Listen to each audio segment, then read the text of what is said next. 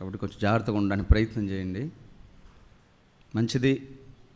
దేవుడు ఈ నూతన సంవత్సరం మనకిచ్చిన వాగ్దానం మన జీవితంలో నెరవేరాలని లోతైన సంగతులు మాట్లాడుతూ వచ్చారు. మీరు గ్రహిస్తూ ఉన్నారని నేను నమ్ముతున్నా. 31వ తారీఖు రాత్రి వాగ్దానం చేసిన దేవుడు కొన్ని విషయాలు మాట్లాడారు. అది స్థిరమైంది, శాశ్వతమైనది సింహాసనం, ఆశీర్వాదం ఆ సింహాసనం మీద ఉందని చెప్పాడు. ఆశీర్వాదము అంటే మన అవసరం ఏదో అదే ఆశీర్వాదం, అది సింహాసనం మీద దొరుకుతుందని చెప్పాడు. ఆ సింహాసనానికి 7 మెట్లని, ఆ 7 మెట్ల గురించి దేవుడు మాట్లాడుతూ వచ్చారు. మొదటి మెట్టు ఏంటి? అందరూ చెప్పండి బిగ్గరగా. రెండవ మెట్టు, మూడవ మెట్టు, నాలుగవ మెట్టు, ఐదవ మెట్టు. అంతవరకు మీకు అర్థమైనయా? దైవిక స్వస్థత. ఆ మెట్టులో స్వస్థత అనేది రోగికి అవసరం. రోగం వచ్చిన వారికే స్వస్థత అవసరం. రోగం ఎందుకు వస్తుందో మీకు చెప్పాను. పాపం వలన రోగం వస్తుంది, దేవుని మహిమ కొరకు రోగం వస్తుంది, ఇంకా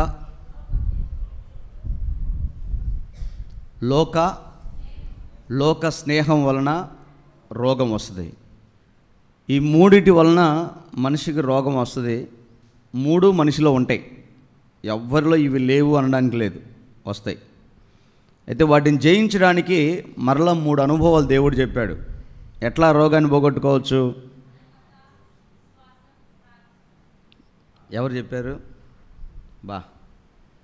బాగా చదువుకొని వచ్చినట్టున్నామ్మాయి, కరెక్ట్గా చెప్పింది. మీరు ఎవరు చెప్పట్లేదు అంటే మీకు మైండ్లో లేదని, ఎగిరిపోయింది. నేను చల్లిన విత్తనాలు సైతాన్ వచ్చి ఎత్తుకుపోతాడంట. విత్తనాలు ఉపమానం గుర్తులేదు మీకు? విత్తనములు చల్లువాడు చల్లుతుండగా కొన్ని విత్తనాలు రాతి నేల పడ్డాయి, కొన్ని విత్తనాలు ముళ్ళ పొదలు పడ్డాయి, కొన్ని విత్తనాలు నేల పక్కన పడ్డాయి, కొన్ని విత్తనాలు మంచి నేలను పడ్డాయి. రాతి నేలలో పడ్డ విత్తనాలు మొలకెత్తకుండా కింద మట్టి లేదు కనుక ఎండిపోయినాయి. ముళ్ళ పొదలో ఉన్న విత్తనాలు మొలకెత్తకుండా పైనున్న ముళ్ళు అణిచేశాయి. ఆత్మీయ అర్థం వేరే అనుకోండి, చెప్తున్నా.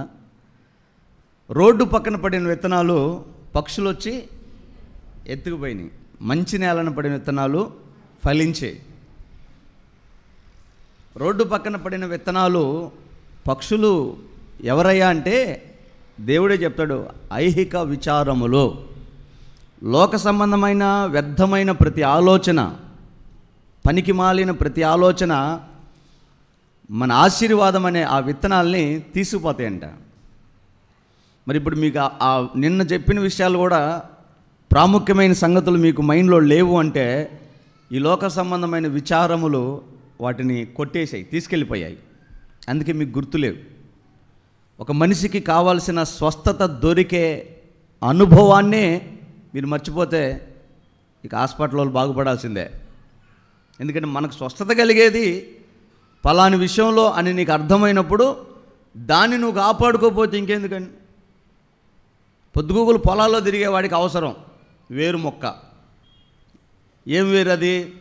ఆ రోడ్డు పక్కన డుగుడుగుని కొట్టి తేలు కొట్టినా, పాము కరిచినా, ఇంకేదైనా చేసినా ఈ వేరు మొలతాడు కట్టుకో, అది నీ దగ్గర రాదని చెప్తా ఉంటాడే. 100-150 చమ్ముతాడు ఆ వేరు. పొలంలో ఉండేవాడికి చాలా ప్రాముఖ్యమైన అవసరం అది. ఎందుకంటే ఎప్పుడు ఆ పాముల మధ్యలో, తేళ్ల మధ్యలో తిరుగుతూ ఉంటాడు కనుక దాన్ని కాపాడుకోవాలి. రోడ్డు మీద తిరిగే వారికి, బండి మీద తిరిగే వారికి హెల్మెట్ అవసరం, సీట్లు, కారులో వెళ్తున్న వాడికి సీటు బెల్ట్ అవసరం. అలాగే దేవుని రాజ్యానికి సిద్ధపడే నీవు ఈ లోకంలో జయించడానికి ఆయన వాక్యం చాలా ప్రాముఖ్యం. దాన్ని నీ హృదయంలో స్థిరపరచుకొని మంచి నేలన పడిన విత్తనాలుగా ఫలింపజేసేటట్లు బ్రతకాలి. అవి పోగొట్టుకోవద్దు, జాగ్రత్త. ఈ 6వ మెట్టు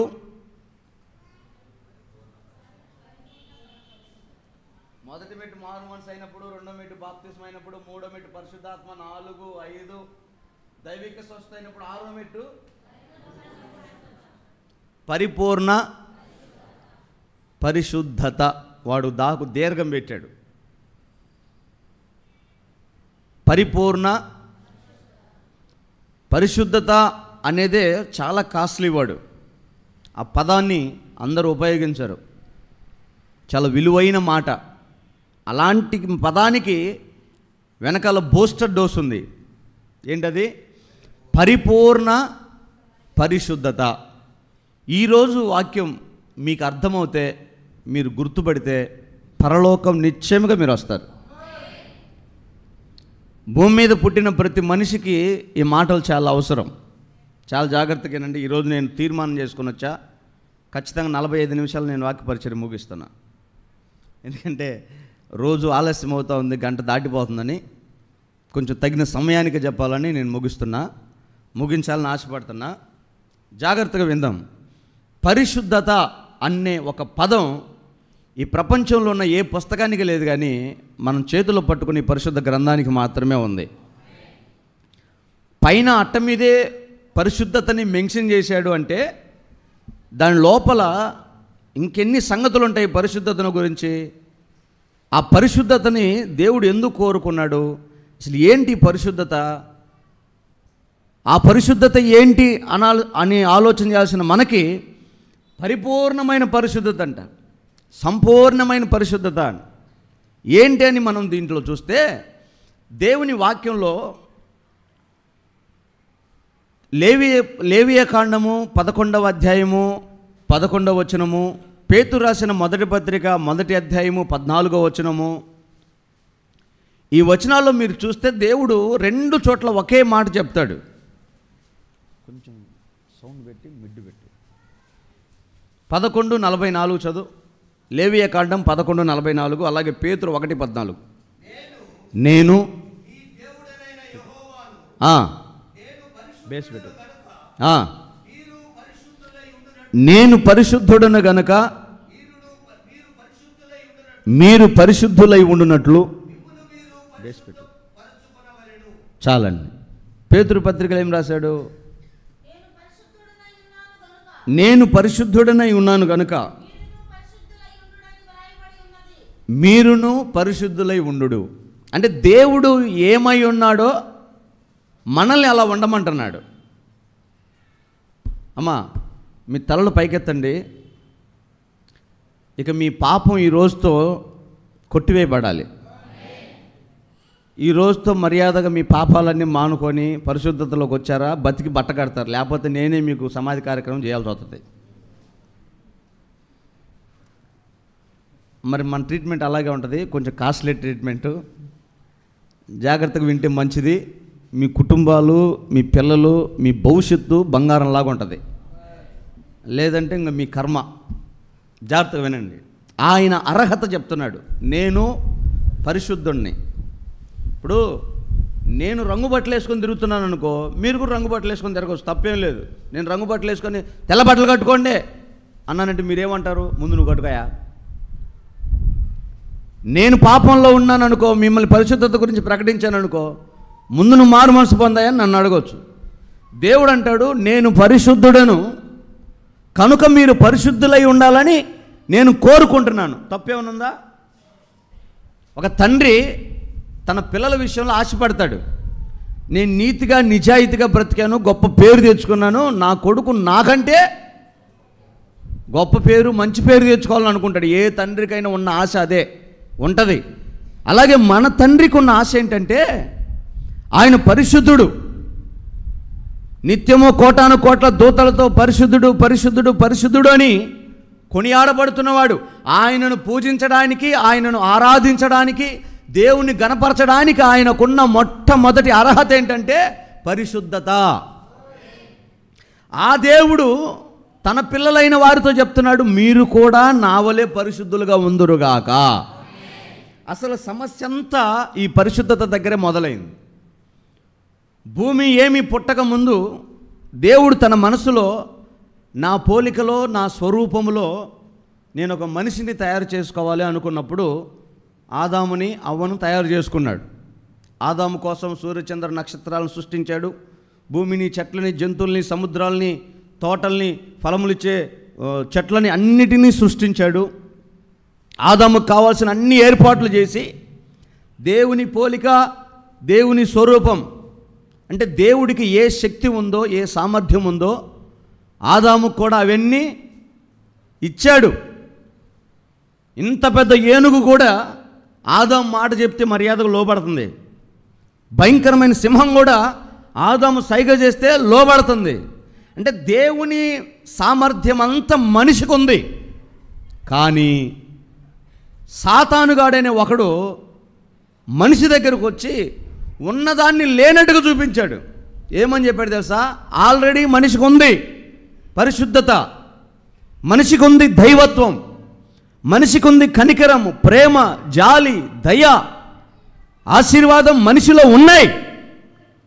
కానీ సాతానుగాడు ఏం చేశాడంటే, ఈ పండు తింటే నువ్వు దేవుడు అవుతావు, నువ్వు దేవత అవుతావు అన్నాడు. నీలో లోపం ఉంది, ఈ లోపం పూర్తయిపోద్ది, సంపూర్ణంగా మారిపోతావు అన్నాడు. ఆల్రెడీ దేవుడు సంపూర్ణంగానే చేస్తాడు. దేవుడు ఏమైనా తక్కువ చేస్తాడా?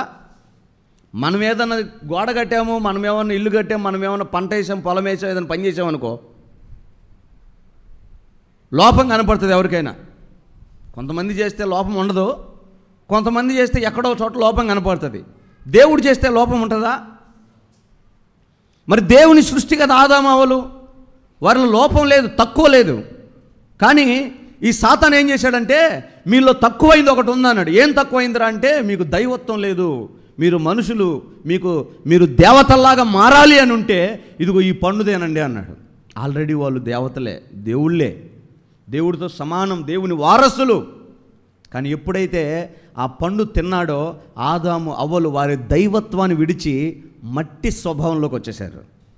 అంతవరకు వాళ్ళకి చెమట అంటే తెలియదు, కష్టం తెలీదు, బాధ తెలీదు, సిగ్గు, అవమానం, నింద, శ్రమ అవి తెలియదు. ఎందుకంటే వాళ్ళు దేవుళ్ళు కనుక, దైవ సమానులు కనుక, దేవుని స్వరూపంలో ఉన్నవాళ్ళు కనుక వాళ్ళకి తెలీదు, పాపం అంటే తెలీదు. ఎప్పుడైతే ఆ పండు తిన్నారో వారికి ఉన్న పరిపూర్ణతని పోగొట్టుకున్నారు.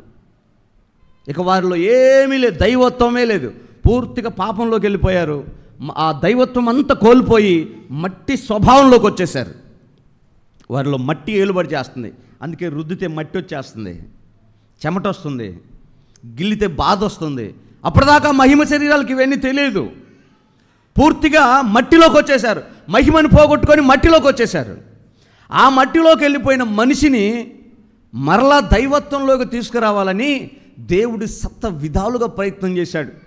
ఆయన మహిమను చూపించాడు, అద్భుతాలు చూపించాడు, ఆయన స్వరాన్ని వినిపింపజేశాడు, మరలా మాట్లాడుకున్నాడు, ధర్మశాస్త్రం ఇచ్చాడు, ప్రత్యక్ష గుడారం కట్టాడు, బలిపీఠం ఇచ్చాడు, యాజకత్వం ఇచ్చాడు. ఎన్ని చేసినా అది కంట్రోల్ అవ్వట్లా. ఇక చివరికి చేసేది లేక తాను రాసిన శాసనాన్ని నెరవేర్చుకోవడానికి తానే బలిపశువై శరీరాన్ని ధరించుకొని దేవాతి దేవుడు నరుడిగా, నారాయణుడిగా, పరముని ఏలే ఈశ్వరుడు, పరమేశ్వరుడు భూమి మీదకి దిగి వచ్చి 2024 సంవత్సరాల క్రిందట పోగొట్టుకున్న ఆ మనిషి యొక్క సంపూర్ణ పరిశుద్ధతను మరలా తనకు అనుగ్రహించడానికి వచ్చాడు. తన రక్తాన్ని చిందించాడు.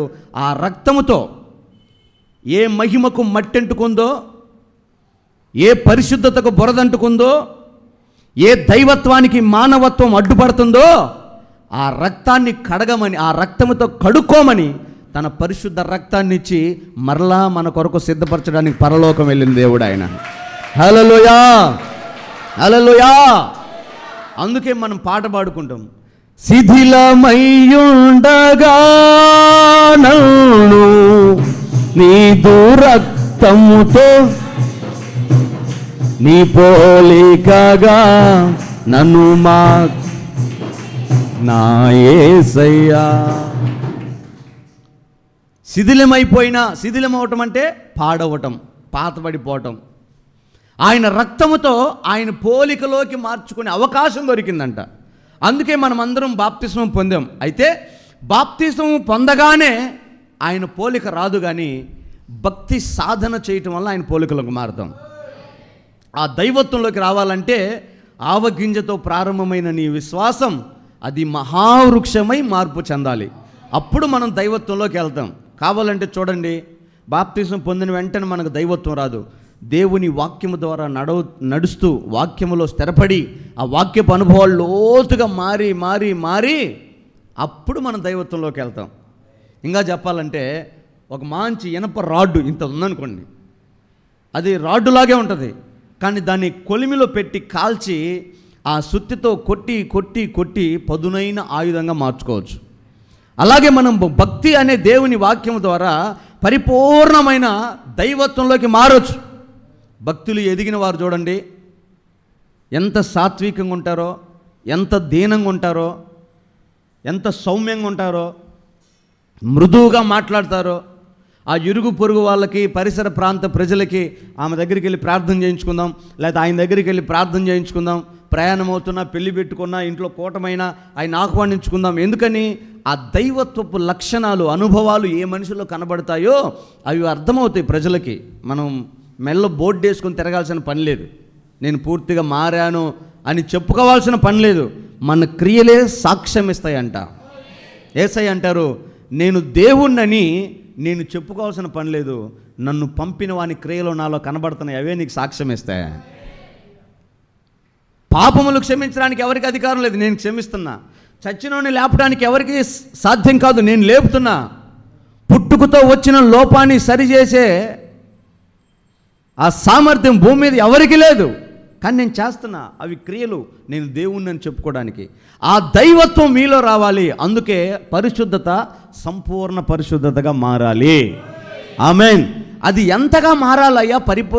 పరిపూర్ణ పరిశుద్ధతగా మారాలి అంటే ఎట్లాగయ్యా అంటే, అపోస్తలుడైన పౌలు అంటాడు కొరింథీ రాసిన సంఘముతో, మొదటి కొరింథీలకు రాసిన పత్రిక 1వ అధ్యాయము 2వ వచనం చదువుదాం.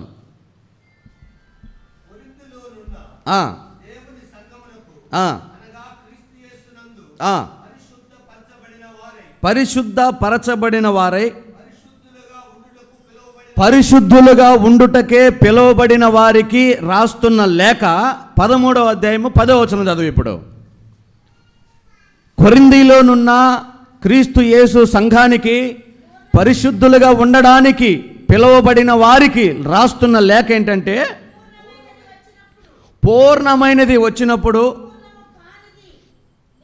పరిపూర్ణమైనది వచ్చినప్పుడు పూర్ణము కానిది నిరర్ధకమవుతుంది.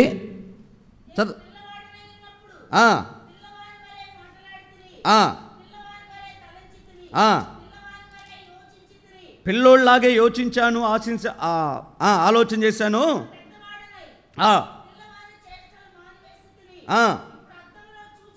ఆ మాటలు చూడండి. ఒకప్పుడు పిల్లకాయ స్వభావం నాలో ఉంది, కానీ పెద్దవారైనప్పుడు ఆ మాటలు, ఆ ప్రవర్తన మారిపోతుంది. ఇప్పుడు అద్దములో చూచినట్టు సూచనగా చూచుచున్నాము, అప్పుడు ముఖాముఖిగా చూస్తాము. ఇప్పుడు కొంత మట్టుకే ఎరిగి ఉన్నను,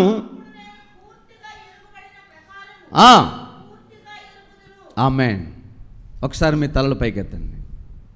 దేవుని వాక్యంలో అపోస్తలుడైన పౌలు కొరింథీ సంఘానికి ఏమని రాస్తున్నాడంటే, మిమ్మల్ని ఈ స్థలానికి పిలిచింది భోజనాలు పెట్టి పంపడానికి కాదు, లేకపోతే ఆశీర్వదించడానికి, దీవించడానికి, ఇంకొక దానికి కాదు.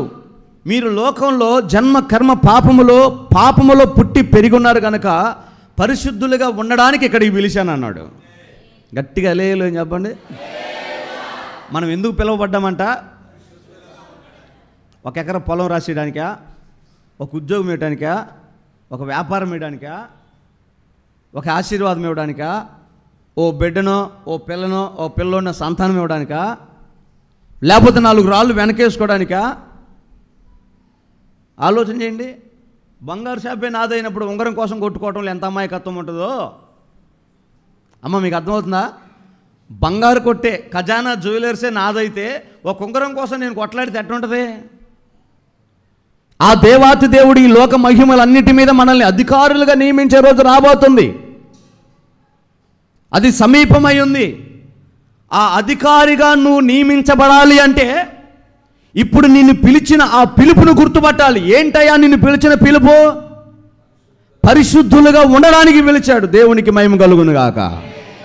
ఈ లోకాన్ని, లోక సంబంధమైన నటనలను, లోక సంబంధమైన జీవపు డంబాన్ని, ఈ ఫ్యాషన్ని, ఈ అలంకరణని, ఈ లోకాన్ని పరిత్యజించి వదిలేసి దేవుని కొరకు పరిశుద్ధులుగా ఉండడానికి పిలిచాడు. ప్రారంభంలో ఈ మాట చెప్పాడు, పరిశుద్ధులుగా ఉండడానికి పిలిచానని. దాని ముగింపు దశలో అంటాడు, పిల్లకాయలాగా అప్పుడు పిలిచినప్పుడు ఉన్నావే, ఆ మాట, ఆ ప్రవర్తన, అలవాటు ఇప్పుడు ఉండకూడదు. ఇప్పుడు నువ్వు పెద్దోడు అవ్వాలి. పెద్దోళ్ళు అయిన తర్వాత మాట్లాడుతుంటాయి, సమయోచితంగా జ్ఞానయుక్తంగా ఉంటాయి కదా అని చెబుతూ, ఇప్పుడు మనం అద్దంలో చూసుకుంటే మనం కనపడతాం. అవునా కాదా? హలో, మీరు ఉదయాన్నే చర్చకొచ్చేటప్పుడు అందరు అద్దంలో చూసుకున్నారా? మీకు ఎవరు కనపడ్డారు? పేతురు పోయి అద్దంలో దగ్గర నిలబడితే పౌలు కనపడతాడా? మరియమ్మ పోయి అద్దం దగ్గర నిలబడితే మార్తమ్మ కనపడుతుందా? ఎవరు నిలబడితే వాళ్ళే కనపడతారు. పౌలు గారు అంటారు, ఇప్పుడు నిన్ను నువ్వు అద్దంలో చూసుకున్నట్టు ఒక సూచన రేపు, అప్పుడు, ఎప్పుడు ప్రభువు మన మధ్యకు ప్రత్యక్షమైనప్పుడు, నేడో రేపో ఆకాశ మండలం మీద మన కోసం రాబోతున్న ఆ దేవుడు, ఆ మహిమగల పట్టణాన్ని, ఆయన హస్తములతో కట్టబడిన పునాదులు గల పట్టణం, సూర్యుడు చంద్రుడు అక్కడ లేని దివ్యమైన పట్టణం, ఆ పట్టణంలోకి మనల్ని తీసుకువెళ్ళడానికి యేసయ్య వచ్చినప్పుడు నువ్వు అద్దం దగ్గర నిలబడితే నువ్వు కనపడకూడదు, నువ్వు నిలబడితే యేసయ్య కనపడాలి అద్దంలో. హల్లెలూయా, హల్లెలూయా. అలా కనపడాలి అంటే నీ పరిశుద్ధత సంపూర్ణమైన పరిశుద్ధతగా మారాలి, పరిపూర్ణమైన పరిశుద్ధతగా మారునుగాక. హల్లెలూయా. అలా మారాలి అంటే కొలిమిలో పెట్టబడాలి, కాల్చబడాలి, సుత్తితో కొట్టబడాలి. అప్పుడు నీ రూపు, నీ ఆకారం, నీ నునుపు, నీ పదును మారుతుంది. నీకు ఈ అనుభవం లేదనుకో, నువ్వు మారలేవు. మారగలవా? ఒక రాయిలాగే ఉంటుంది ఎన్నేళ్ళైనా. సుత్తె దెబ్బ పడితే, ఉలి దెబ్బ పడితే అది శిల్పం అయితే దాని రూపురేఖలు మారిపోతాయి. ఇప్పుడు కొలిమి అనేది పరిశుద్ధాత్మకు పుటము వేయుటకు సాదృశ్యం, పరిశుద్ధాత్మలో పొదగడానికి సాదృశ్యం. సుత్య దేవుని వాక్యానికి సాదృశ్యం. నా వాక్యము సుత్య వంటిది కాదా? ఆ పరిశుద్ధాత్మలో పుటం వేయబడిన సంఘం, వాక్యముతో ఉదక స్నానం చేయబడిన ఆ సంఘం పరిపూర్ణమైన పరిశుద్ధతలోకి వస్తుంది. దేవుడంట సంఘాన్ని పూర్ణతలో నుంచి పరిపూర్ణతలోకి, పరిశుద్ధతలో నుంచి సంపూర్ణమైన పరిశుద్ధతలోకి మార్చుకోవడానికి దేవుడు ప్రయత్నం చేస్తాడంట. అంటే నువ్వు ఉన్నట్టుగా ఉండాలని దేవుడు కోరుకోడు. ఎట్టున్నావో అట్టే ఉండాలని దేవుడు కోరుకోడు. నువ్వు కోరుకుంటావా? ఈ సంవత్సరం 20 బస్తాలు పండించావు, వచ్చే సంవత్సరం నిజంగా రైతు అయితే, మనసుంటే సత్త విధాలో ప్రయత్నం చేస్తాడు. దానికి కారణాలు ఎన్నైనా ఉండని. ఈ మూల పోయింది, వచ్చే సంవత్సరం ఈ మూల కూడా పండాలా. పోయిన సంవత్సరం నీళ్లు సరిగ్గా గట్లా, ఈ సంవత్సరం నీళ్లు బాగా పెట్టాలా. పోయిన సంవత్సరం మంచి ఎరువు వేయాలా, ఈ సంవత్సరం మంచి ఎరువు వేయాలా. పోయిన సంవత్సరం విత్తనాలు గింజలు తాళ్ళు ఉన్నాయి, ఈ సంవత్సరం బలమైన గింజలు వేయాలా. 100 కారణాలు వెతుక్కుంటాడు. ఎందుకని? పోయిన సంవత్సరం కంటే ఈ సంవత్సరం అధికమైన రాబడి కోసం ప్రయత్నం చేస్తాడు. దేవుడు కూడా పరిశుద్ధులుగా ఉండడానికి పిలిచిన మనల్ని పరిశుద్ధతలోనే ఉంచడు, కానీ ఆయన సంపూర్ణ మహిమ, ఆయన సంపూర్ణ పరిశుద్ధత మనలోకి రావడానికి ఆయన ప్రయత్నం చేస్తాడంట. ఆ ప్రయత్నంలో భాగం ఏంటంటే, ఎఫెసీయులకు రాసిన పత్రిక 4వ అధ్యాయము 11వ వచనం నుంచి 12-13 వచనాల్లో మీరు లేఖనంలో చూస్తే, పరిశుద్ధులు పరిపూర్ణులు అగుటకు దేవుడు ఇలాగు నియమించెను. చదువు. మనమందరము విశ్వాస విషయంలో, అదుగదుగో దేవుని కుమారుని గురించిన జ్ఞాన విషయంలో పొంది సంపూర్ణ పురుషుల మగ వరకు, అనగా హలో క్రీస్తుకు కలిగిన, అక్కడ ఒకసారి అన్న వైపు చూడండి అమ్మా. మనమందరము సంపూర్ణ పురుషుల మగు వరకు. ఇప్పుడు మనం ఎవరు కదా, మళ్ళీ పురుషులు కావాలంటాడేంది?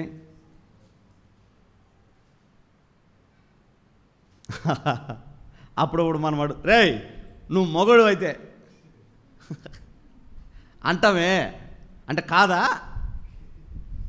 కానీ ఈ మాటతో, ఈ పనితో, ఈ కార్యముతో వాడు మగతనం నిరూపించుకోవాలన్నమాట. మగాడే కానీ ఎందుకు ఆ మాట మాట్లాడుతున్నావు? ఇప్పుడు సంఘము ఏకత్వము పొంది, సంఘంలో స్త్రీలు ఉంటారు, పురుషులు ఉంటారు, కొంచెం అటు ఇటు తేడాగా ఉన్న వాళ్ళు కూడా ఉంటారు, అందరు సంఘంలో ఉంటారు. అందుకే ఆ మాట వాడాడు పౌలు గారు.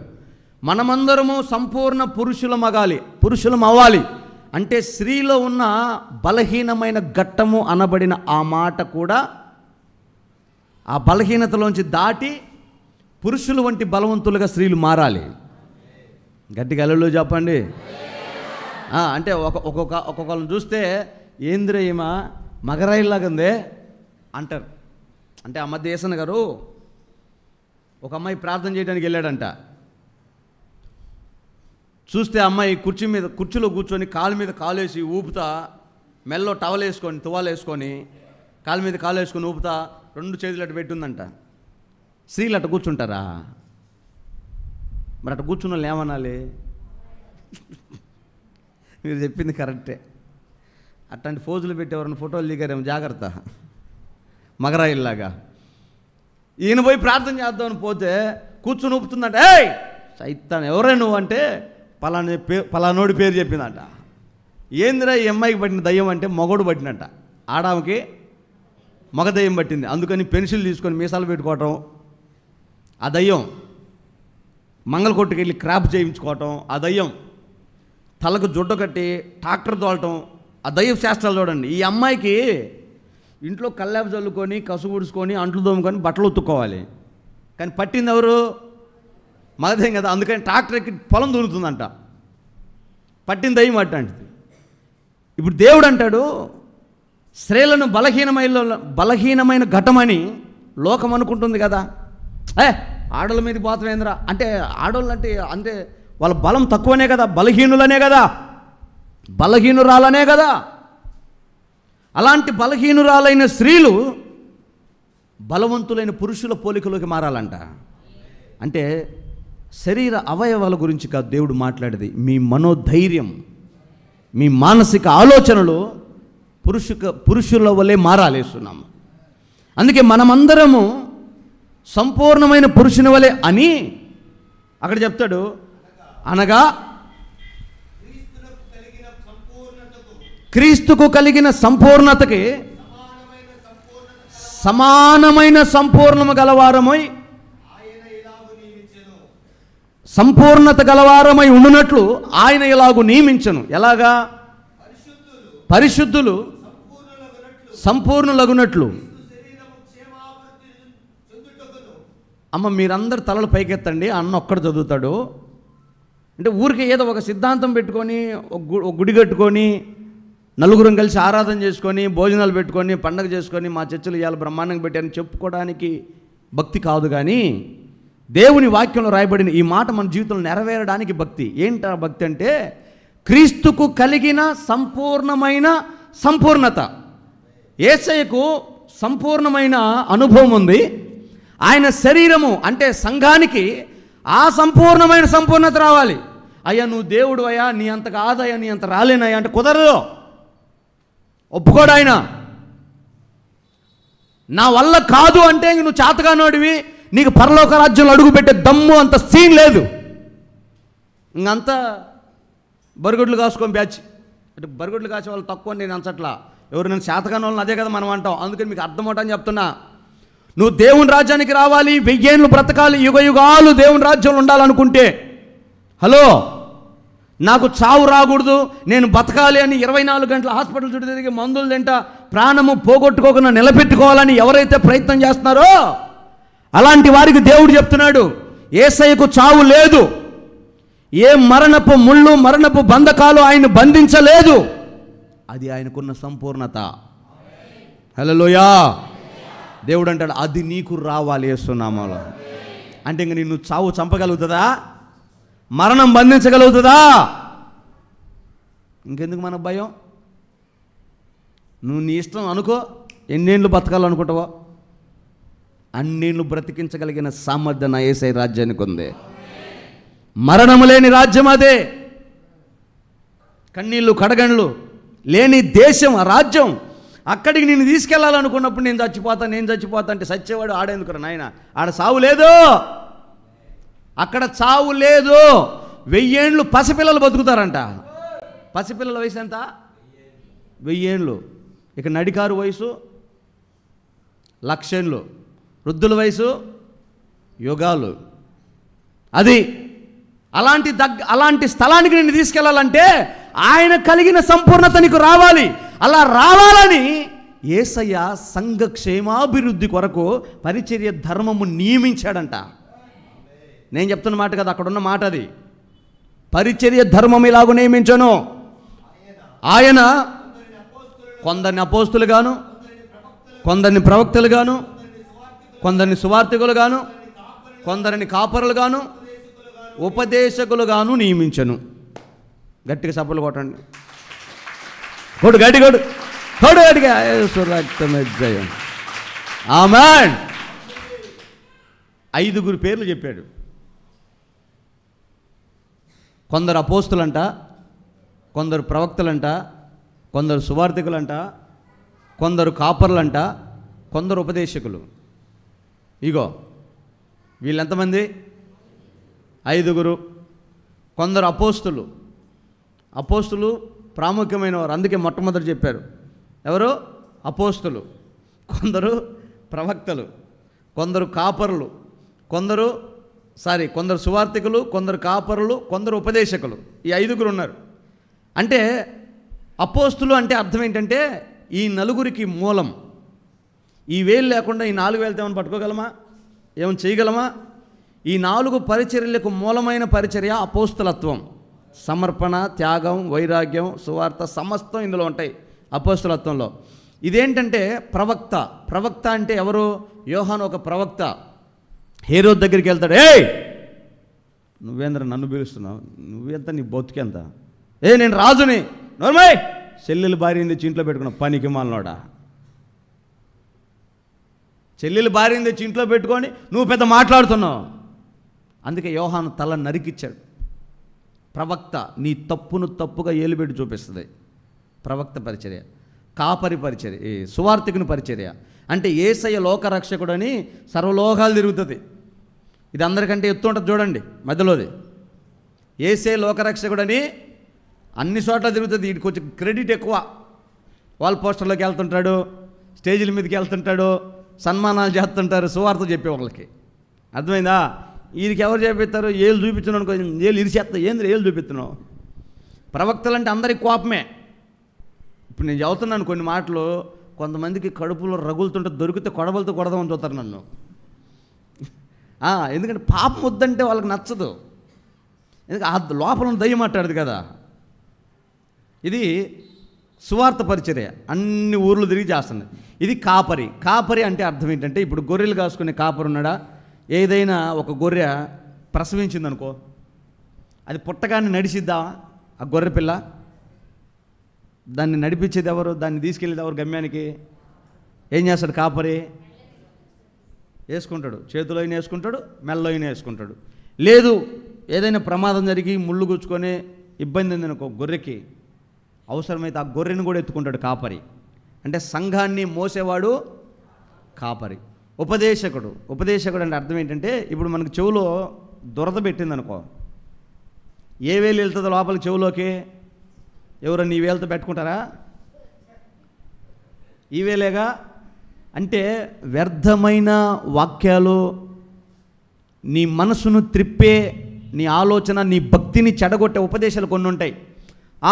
ఏమైద్దమ్మా పౌడర్ పూసుకుంటే తప్పేముంది, బైబిల్లో రాసిందా అనగా నీకేమనిపిస్తుంది? అమ్మయ్య ఈడేవుడు మంచి పాస్టర్ దొరికిండ్రా మనకి, ఇంకా పూసుకో రేపటి నుంచి పూసుకో. ఈ ఉపదేశకుడు ఏం చేస్తాడంటే మంచి పేరగాని చెప్పు తీసుకొని పౌడర్ పూసుకుంటే అట్టుండతో చెబుతాడు. అప్పుడు అబ్బా వాడు చెప్పింది తప్ప, వాక్యంలో ఉంది, మనకు ఎందుకు ఈ సౌందర్యం అక్కర్లేదని ఉందిగా, తీసేస్తాడు అనమాట. లోపల ఉన్న దరిద్రాన్ని పీకేస్తాడు. ఇది ఉపదేశకుని పరిచర్య. అమ్మ మీకు అర్థం అవడానికి చెప్తాను, వివరంగా చెప్తే మళ్ళీ ఇది ఒక 5 వారాలు అయింది. అర్థమవుతుందా? శాఖలు శాఖలకు విభజించి వెళ్ళిపోద్ది. అందుకని స్పీడ్గా చెప్తున్నా. ఈ అపోస్తులు, ఈ ప్రవక్తలు, ఈ సువార్థికులు, ఈ కాపరులు, ఈ ఉపదేశకులు, ఈ 5-fold మినిస్ట్రీ, ఈ 5గురి పరిచర్యలు సంఘ క్షేమాభివృద్ధి కొరకు, సంఘము క్రీస్తుకు కలిగిన సంపూర్ణతలోకి వెళ్ళడానికి దేవుడు నియమించుకుంటాడంట సంఘంలో. కానీ ఈనాటి ఈ తరములో కొన్ని సంఘాలు ఈ పరిచర్యలు లేవు. అపోస్తుల పరిచర్య లేదు, ఉపదేశకుల పరిచర్య లేదు, కాపరి పరిచర్య లేదు, ప్రవక్తల పరిచర్య లేదు, సువార్త పరిచర్య లేదు. ఇంకేముందాడ మొత్తం తీసేస్తే దేవుడు మరి వాచ్మెన్. ఎవరు? వాచ్మెన్. సందాలు ఎంత వస్తున్నాయి, ఎవరు ఏం తీసుకొచ్చి ఎత్తున్నారు, ఎవరు ఏం పెడుతున్నారు, ఎవరైనా. ఎందుకంటే తిడితే పోతాడేమో, గద్దిస్తే పోతాడేమో. లోతైన సత్యం చెప్పే సత్తా, సామర్థ్యం ఉండదు. గద్దించి ఏలు పెట్టి ప్రవక్త పరిచర్య చేయడానికి భయం, సువార్త చెప్పడానికి సోమరితనం, కాపరిగా మోసే ఆ భారము బాధ్యత అతనికి ఉండదు. ఎందుకంటే కంటే కదా బిడ్డల మీద ప్రేమ వస్తుంది. కోసి తీస్తే ఏమవుతుంది? ప్రేమ ఎక్కడికి వస్తుంది? ఈరోజు ఎదిగిన పిల్లలు ఇంట్లో పెట్టుకొని కొంతమంది తల్లిదండ్రులు చేసే పాపాలు చూస్తుంటే ఆ యూట్యూబ్లో చూడాలండి ఆ కథలన్నీ. అవన్నీ బతుకు జటకా బండికి నడి రోడ్డు మీద పెట్టి రచ్చబండ్లకి ఎన్ని పోయేటికి అయ్యే. ఎదిగిన పిల్లల్ని ఇంట్లో పెట్టుకొని వాళ్ళు చేసే దుర్మార్గాలకే కుటుంబాలు పతనమై నాశనం అవుతున్నాయి. అలాంటి వారి కొరకు భారము బాధ్యత కలిగిన కాపర్లు ఉండరు. ఉపదేశించడానికి ఉపదేశ క్రమమే తెలియదు వాళ్ళకి. మీలాంటి వాళ్ళు ఉన్నప్పుడు, వాక్యం తెలియని విశ్వాసులు ఉన్నప్పుడు ఏమైంది? చదువు రానోడికి ఏబిసిడీలు వచ్చినోడే పంతులంట. ఎవరికి? చదువు రానోడికి ఏబిసిడీలు వచ్చినోడే పంతులు. మీకేమీ తెలియదు, మీకేమీ రాదు. మీరు ఇక బైబిల్ పట్టుకొని ఎవరు తెల్ల సొక్కేసుకొని కనపడతారు, వెంటనే వాళ్ళని పాస్టర్ గారు, అయ్యగారు అని రకరకాల పేర్లు పెట్టి రకరకాల క్వాలిఫికేషన్లు ఇచ్చి కూర్చోబెట్టి కాఫీ ఇచ్చి సందా ఇచ్చిపోతూ ఉంటే వాళ్ళు ఏం చేస్తారు? ఇక ఇదేదో బాగుందిరా. ఆ మధ్య ఏదో ఉండదు కూడా, పండి రాక బడిపంతులు ఏదో ఉంది కదా, బతకలేక బడిపంతులని. ఇప్పుడు కష్టపడి లేక పాస్టర్ పని. ఇలాంటి క్యారెక్టర్లకు వస్తే ఈ సంపూర్ణతలోకి సంఘం ఎలా మారాలి? క్రీస్తుకు కలిగిన సంపూర్ణత అదేదో ముందు నాకు తెలిస్తే కదా నీకు చెప్పడానికి. ఆయనకి ఏ సంపూర్ణత, అక్కడ ఏ విషయంలో సంపూర్ణుడైనా నువ్వు జస్ట్ ఇమాజిన్, నువ్వు ఒక ఆలోచన చేసుకో. ప్రేమ ఆయన సంపూర్ణుడు, క్షమాపణ ఆయన సంపూర్ణుడు, దయ చూపించడం ఆయన సంపూర్ణుడు, ఆతిథ్యం ఇవ్వడం ఆయన సంపూర్ణుడు, పరిచర్య చేయడం ఆయన సంపూర్ణుడు. వీటిల్లో నువ్వు సంపూర్ణతలోకి రావాలి. అందా మరి మీరు ప్రేమించగలరా? మీ శత్రువును క్షమించగలరా? మరి ఆ సంపూర్ణమైన సారూప్యం రాకపోతే పరలోకానికి ఎట్టొస్తారు? క్రీస్తుకు కలిగిన సంపూర్ణత. కొంతమంది తల్లిదండ్రులు ఇంట్లోకి రానియరు. ఏంటంటే పగ. ఎవరి మీద? తల్లి మీద, తండ్రి మీద. తల కిందకి కాళ్ళు పైకి పెట్టి తపస్సు చేస్తే కూడా వాళ్ళు రుణం తీరదు భూమి మీద. ఇంక దేవుడి సంగతి తర్వాత. వాళ్ళ మీద పగ. వీడి సంఘ పెద్ద, కమిటీ పెద్ద, ట్రెజరీ. ఇదేనండి సంపూర్ణత. ఇంక నేను చెప్పాలని లోతుకి వెళ్తే టైం అయిపోతూ ఉంటుంది. 2 గంటలు అయితే అన్న 2 గంటలు చెప్పి బాధపడతారు. కానీ ఆయన కలిగిన సంపూర్ణత నీలోకి రాకపోతే నువ్వు క్రీస్తు శరీరంగా ఆయన అవయవంలో ఒకటిగా నువ్వు మారలేవు. నువ్వు ఆయన శరీరంలోకి మారలేకపోతే ఆయన రాజ్యంలోకి ఎట్టెళ్తావు? ఆయన ఉండు స్థలములో, నీ ఉండు స్థలములో నేనుండున్నట్లు, మహిమలో నిన్ను చూసేటట్లు. ఎలా? ఆ సంపూర్ణత రాకపోతే ఎలా వస్తావు?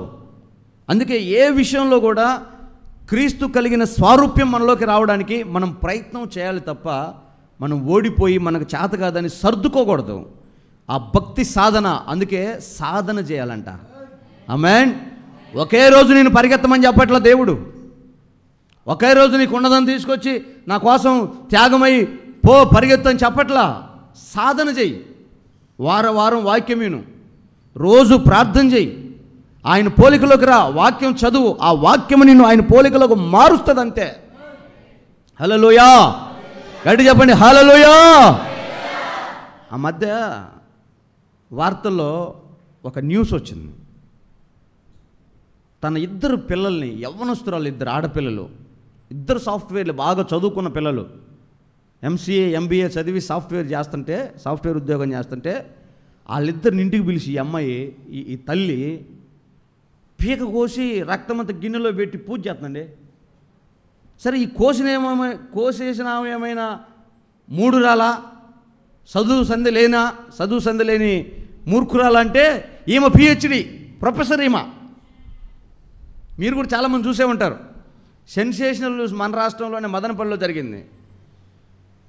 ఆ పోలీస్ ఎంక్వైరీలో తెలిసిన విషయం ఏంటంటే, ఎందుకురా ఈమె ఇంత ఘోరమైన ఘాతుకానికి పాల్పడిందంటే, ఆమె ఒక పుస్తకం తెచ్చుకుందంట. ఏం పుస్తకం తెలుసా?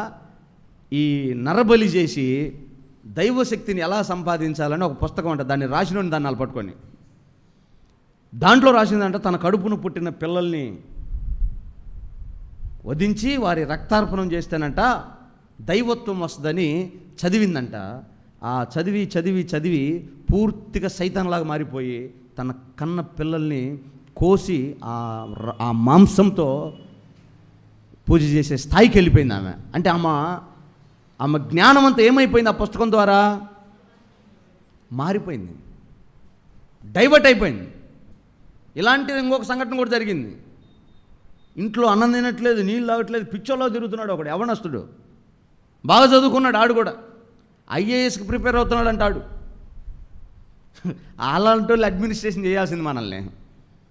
ఏమైందిరా వాడికి అని చూస్తే, ఎవరో ఒక అమ్మాయి ఈ అబ్బాయి మాట వినట్లేదని ఆ అమ్మాయిని ఎలా స్వాధీనం చేసుకోవాలని, దాని పేరు ఏదో చెప్పాడు, నాకు గుర్తులేదు, ఆకర్షణ మంత్రం ఏదో ఉంది, వశీకరణ విద్య అని ఒక పుస్తకం తెచ్చుకొని అది చదివి అర్ధరాత్రులు పోయి సమాధుల దగ్గర కూర్చుంటున్నాడు, అర్ధరాత్రులు వెళ్ళి నీటి కాలువల దగ్గర కూర్చుంటున్నాడు.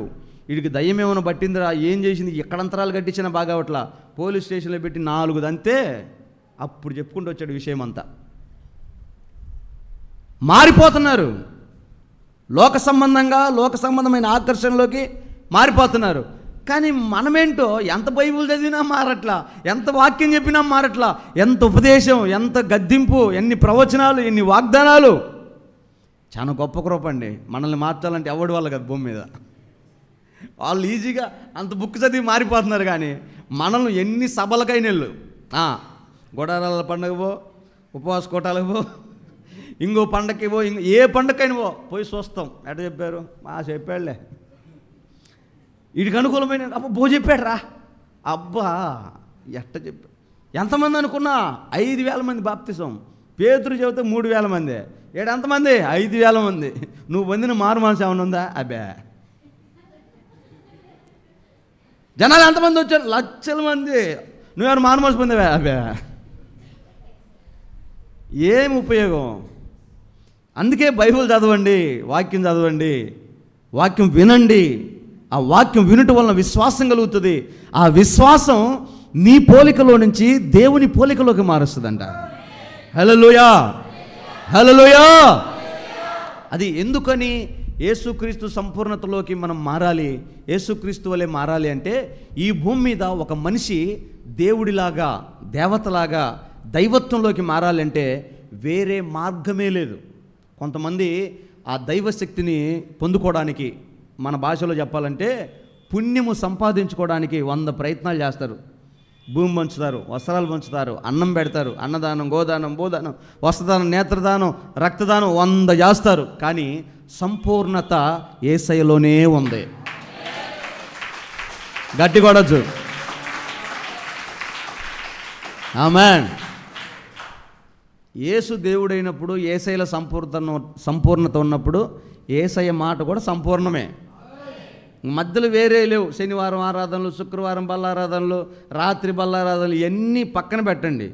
ఇవన్నీ వారి స్వయం దాన్ని ఏమంటారంటే వాళ్ళ అహం నెరవేర్చుకోవడానికి పెట్టుకున్న సిద్ధాంతాలు తప్ప వీటిల్లో ఏమీ లేదు. పరిపూర్ణత యేసులోనే ఉంది. అందుకే అపోస్తలుడైన పౌలు కొలస్సీ సంఘానికి ఒక మాట చెప్తాడు. మొదటి పత్రిక 19వ అధ్యాయంలో 2వ అధ్యాయం 9వ వచనంలో ఆ సంఘంలో యేసు క్రీస్తుని గురించిన సంపూర్ణత గురించి వీళ్ళు కూడా ఇలాగే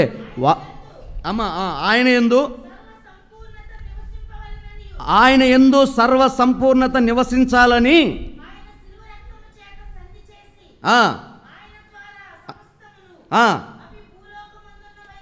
ఆయన ద్వారా సమస్తము భూలోకమందున్నవైనా పరలోకమందున్నవైనా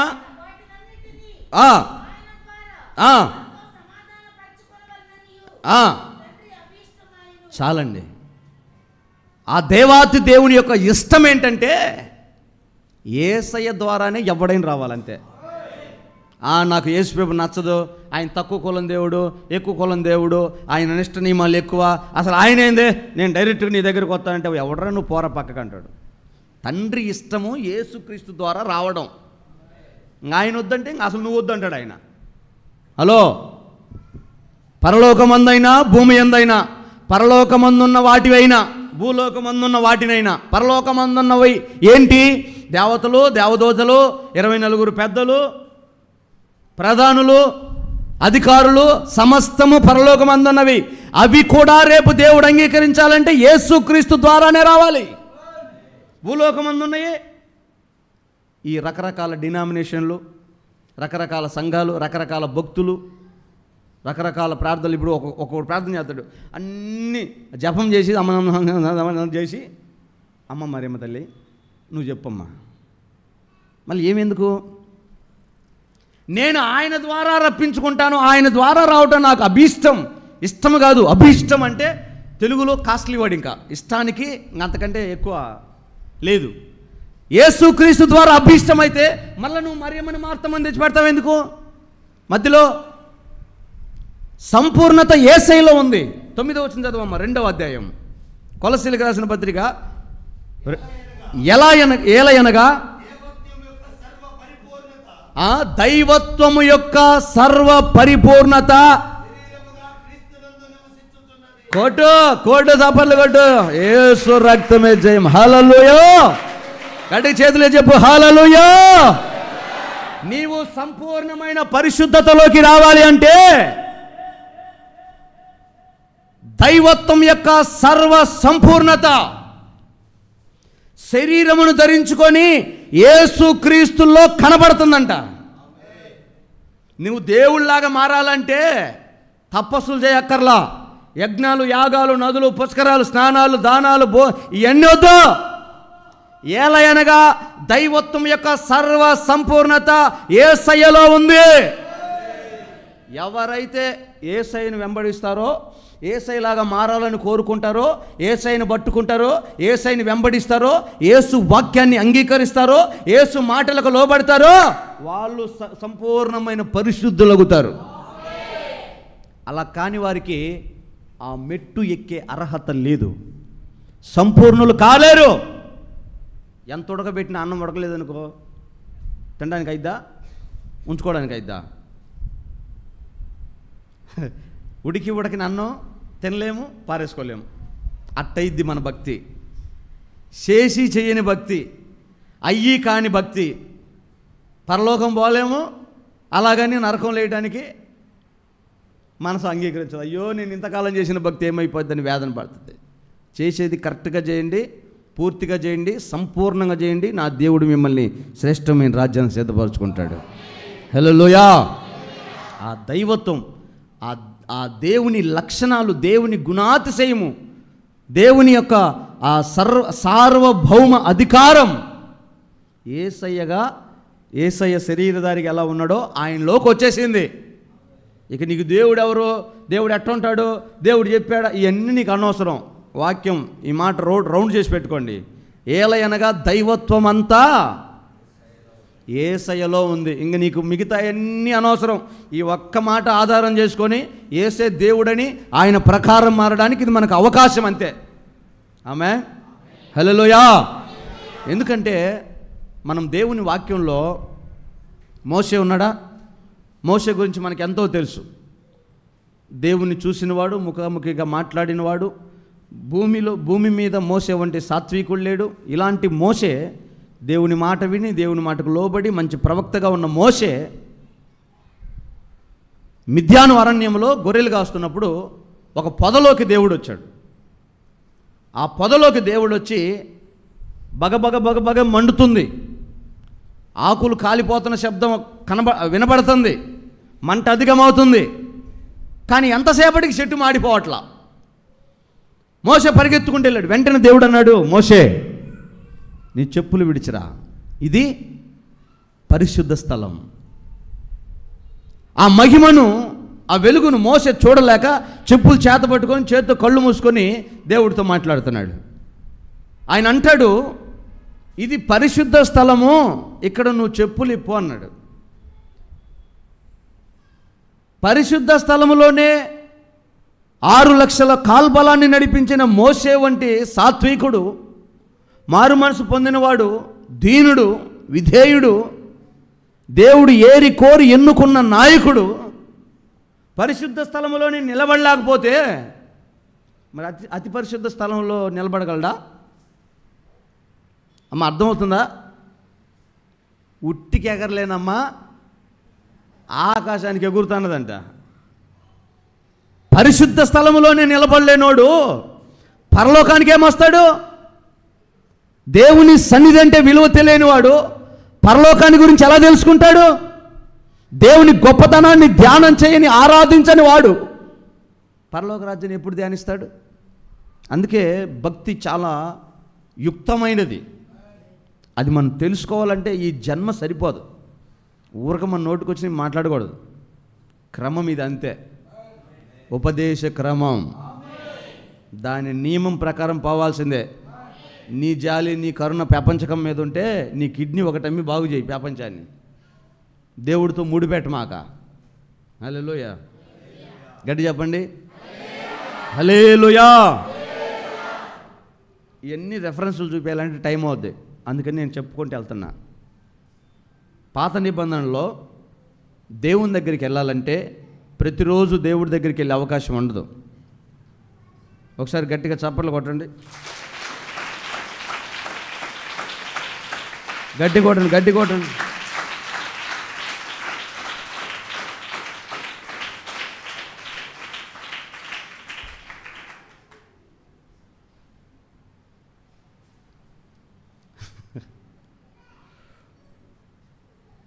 మంచి కుటుంబ కథా సంగతులు చెప్పాను అనుకో, భలే ఉంటుంది.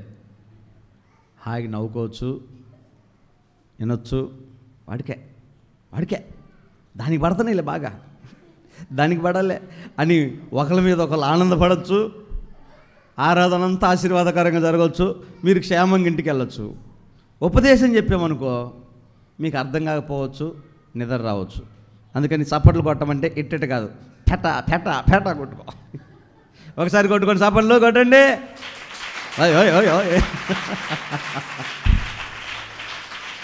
హల్లెలూయా, మంచిది. పాత నిబంధన కాలంలో ఇప్పటిలాగా నీకు ఎప్పుడు ఉద్యోగం వస్తే, ఎప్పుడు పేరేపని వస్తే అప్పుడు గబుక్కు నీళ్ళు మోకరించి ప్రభా నాయన స్తోత్రం తండ్రి అనడానికి కానీ, టపా పట్టకరో ప్రార్థన చేయి అంటానికి కానీ అధికారం, హక్కు లేదు. ఇశ్రాయేలీల పాప క్షమాపణ కొరకు సంవత్సరానికి ఒక్కసారి లోపము లేని, మచ్చ, మడత, డాగు, కలంకం ఏదీ లేని ఒక ఎర్రని పెయ్యను తీసుకొని దాన్ని వధించి ఆ రక్తం యాజకుడు ఒక పాత్రలో తీసుకొని, ప్రధాన యాజకుడు తన పాప క్షమాపణ నిమిత్తమై కొన్ని దినములు దేవుని సన్నిధిలో పరీక్షించుకోవాలంట. ఎందుకో తెలుసా?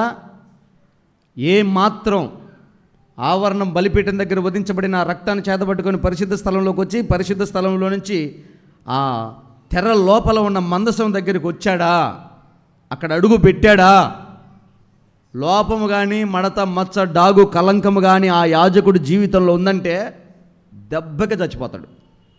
ఏమవుతాడు? చచ్చిపోతాడు. ఒరే మా పెదనాన్న చచ్చిపోయాడు రోయ్, పాస్టర్ పని చేశాడు, నిన్నటి దాకా చచ్చిపోయాడు అని ఎవడైనా పరిగెత్తుకుంటే ఆడుతాడు.